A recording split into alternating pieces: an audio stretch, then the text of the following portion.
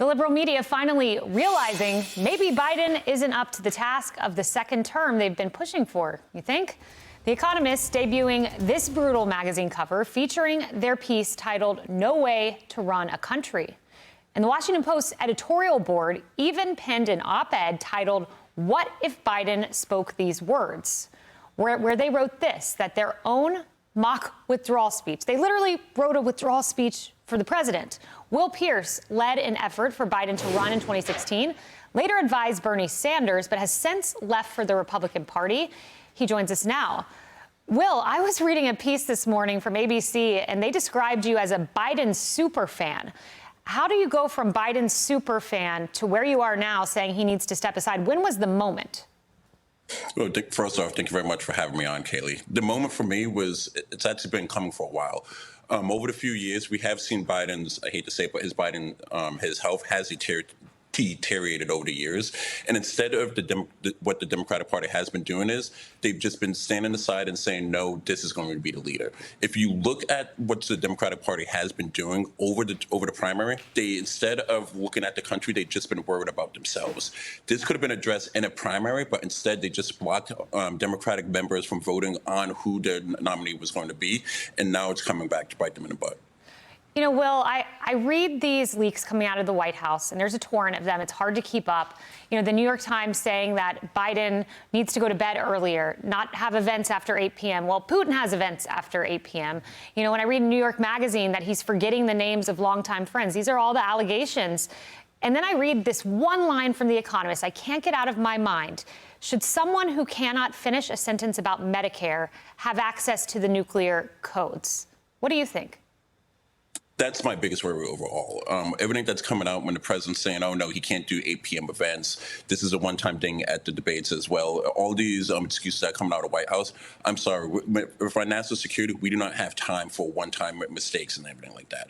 You just hit the nail on the head, but when you said what's going on with Putin as well, we need a leader who's ready to execute from day one. And I hate to say right now, Biden's not up for the task.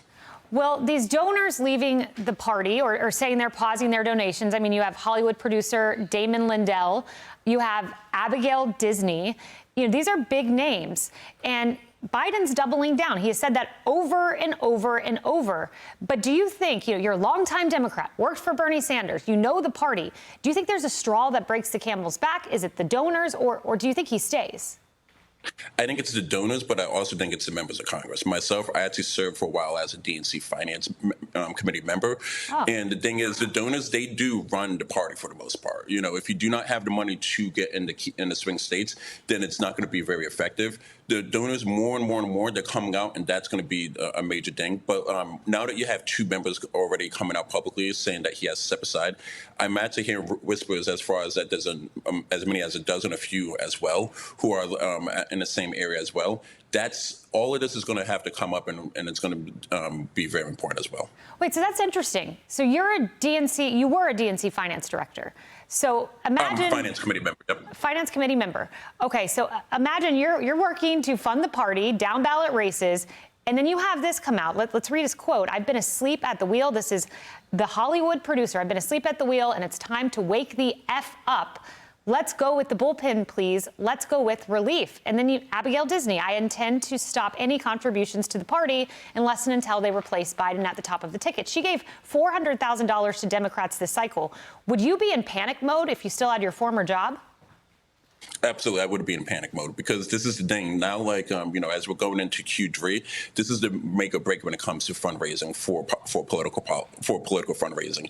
And now you have these donors that are leaving. Where's this money coming from? If you're a Democratic staff or a Democratic committee overall, how are you going to fund not only the top of the race, but your down ticket races?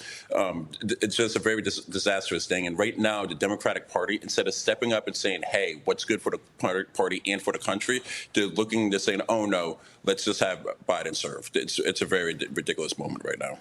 You know, just 10 seconds here, but Jonathan Martin at Politico is saying that House Democrats are very upset with Democrat governors who have different motives. They're thinking about running for president themselves.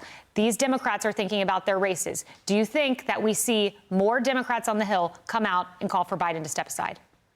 Absolutely. Yeah, there's, like I said earlier, there's as many as a dozen or so who are still waiting in the wings.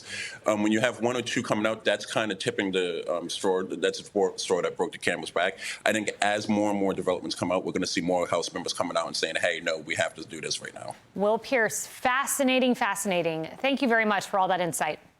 I'm Steve Ducey. I'm Brian Kilmeade. And I'm Ainsley Earhart. And click here to subscribe to the Fox News YouTube page to catch our hottest interviews and most compelling analysis.